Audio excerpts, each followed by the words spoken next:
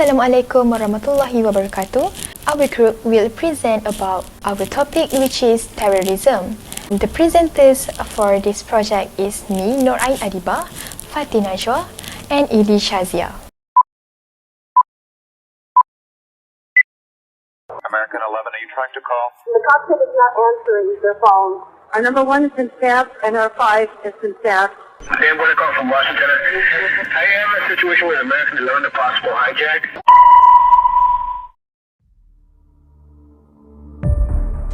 Terrorism is the unlawful use of force or violence against person or property to intimidate or coerce a government or its citizen to further certain political or social objective.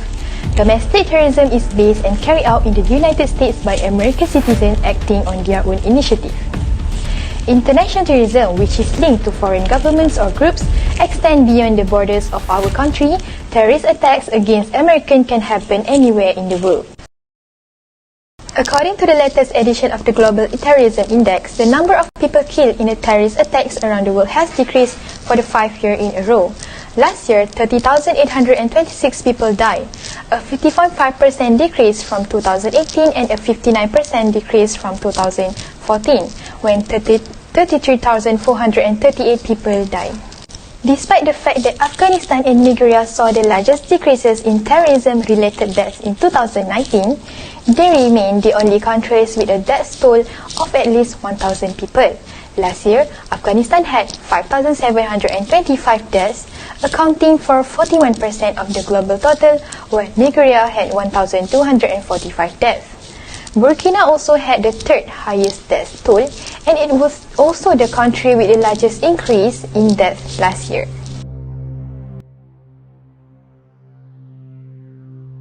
I will talk about the impact of terrorism to its economic sector.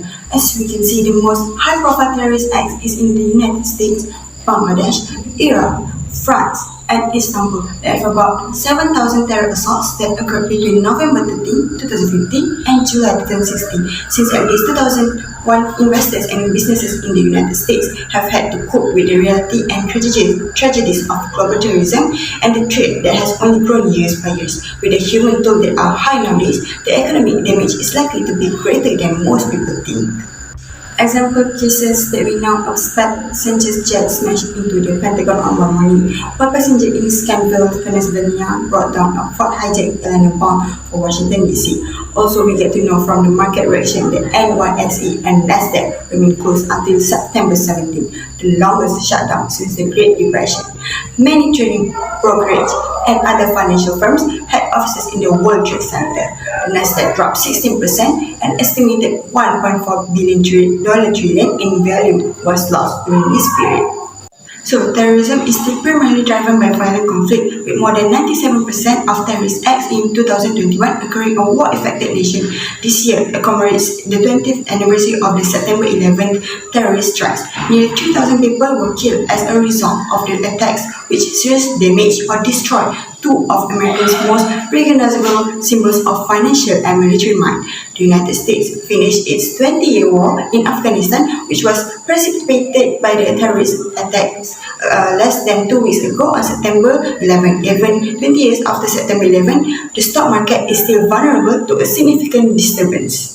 After spending trillions of dollars on the wars in Iraq and Afghanistan, the consequences from September 11 may have a long-term impact on the US economy and pay taxes. Other than that, terrorism has an indirect economic impact since it leads to market instability, xenophobia, tourism losses, and an increase in insurance claims because not all insurance companies pay out in the event of international terrorism or foreign wars. The impact will most likely be less than you believe. This might be due to immediate threats such as hacked trade routes and distribution networks, as well as psychological and physical reactions to terrorism. Terrorism in all forms and manifestations constitute one of the most serious threats to international peace and security, and any acts of terrorism are criminal and unjustifiable regardless of their motivations. The United Nations is an international organization founded in 1945. Currently made up of 193 member states, the UN and its work are guided by the purpose and principle contained in its founding center. The United Nations plays a critical role in strengthening the capacity of member states to prevent and counter terrorism, while highlighting the value of whole of government and whole of society approach and the importance of respecting human rights and the rule of law. UN agencies and programs have helped countries to put in practice the global strategy, providing legal assistance and promoting international cooperation against terrorism. The UN has also put in place a legal framework to combat terrorism. In order to counter terrorism, UN has agreed to common strategic and operational framework to fight terrorism. They further resolved to make sure that it measures in addressing violation of human rights and to ensure that any measures taken to counter terrorism comply with their human rights obligations. They recognize that effective counter-terrorism measures and the protecting of human rights are not conflicting, but complementary and reinforcing goals. Next, I will talk about the roles of NGO and IGO on how they tackle the problem of the terrorism. One of it is the by NGOs that involved in the terrorism is Civilian Research and Development Foundation, CRDF Global. This organization helps from the border security, cyber security, global health, technology entrepreneurs, and many more sectors that can help funding to stop the terrorism. Another NGO that related to this terrorism is Amnesty International. The organization is to lend a helping hand for the children and call for an immediate increase in international financing and specialized programs for children that suffer phobia and traumatized from the terrorist attacks. While the rules for IGO that related to the terrorism is the Council of Europe. Council of Europe Action Against Terrorism is the had published counter-terrorist capabilities country profiles. The Council of Europe's main international legal instrument in the counter-terrorism field is the 2005 Warsaw Convention on the Prevention of Terrorism. Other than that, they aided in the development and reinforcement of fundamental legal norms to prevent and combat acts of terrorism. Another IGO that can relate to terrorism is European Union, which has their documents and policy statements on the European Union's counterterrorism strategy. The key areas that can help to stop the terrorism is EU can use terrorist lists, information exchange, digital justice, and lastly, firearms control to make the terrorists under control and make terrorism attacks lesser than before.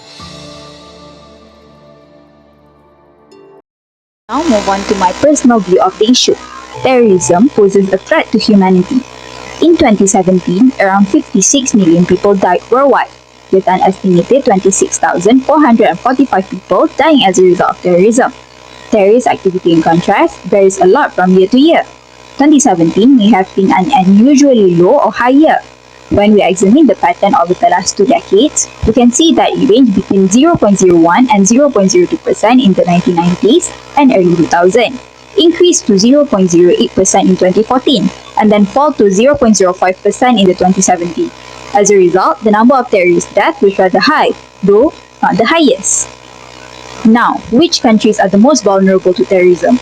According to Map 1, Iraq, the country with the most fatalities in 2017, accounted for 60% of all deaths in the Middle East, and North Africa in 2017.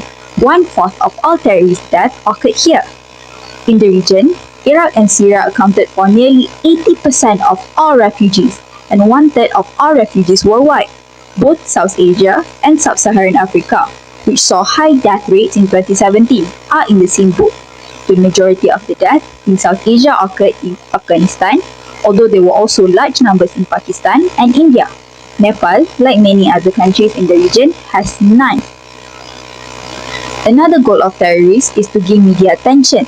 Terrorism uses fear and attention as a primary tactic. The terrorist approach includes using the media to cover the attack.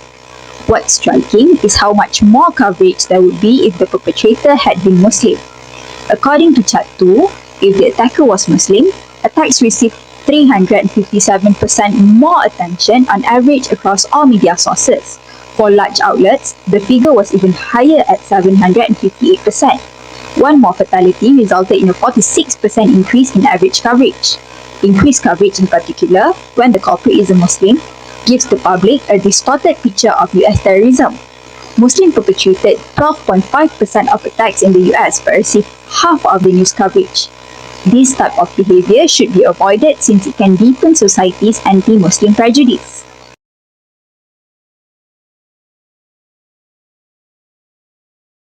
Next, limiting access to potentially lethal weapons is one of the recommended solutions to the concerns.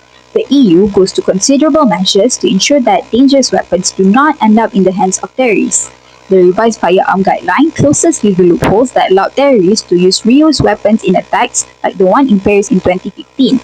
With the exception for hunters, museums, and collectors, it requires that EU countries develop an effective monitoring mechanism. The great majority of terrorist attacks in the EU employed homemade bombs.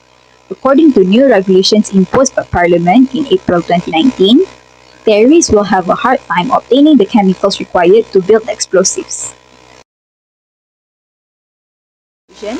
Terrorism is a long-established global phenomenon. Despite the fact that the origins of terrorism are unknown, many experts have sought to explain how it came to be. Some say it stems from the recent Middle Eastern crisis, while others say it's a type of psychological warfare.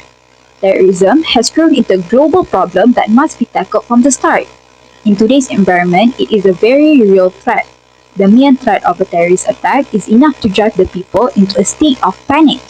We cannot deny that global terrorism has influenced policy decisions significantly. In this era of development, terrorist organizations are employing cutting-edge technology and highly trained personnel to carry out their heinous actions. As a result, everyone must become more aware of their surroundings and contribute to the solution to this problem. Terrorism growing danger can only be defeated if people all across the world band together to combat it. That's all from us. Thank you.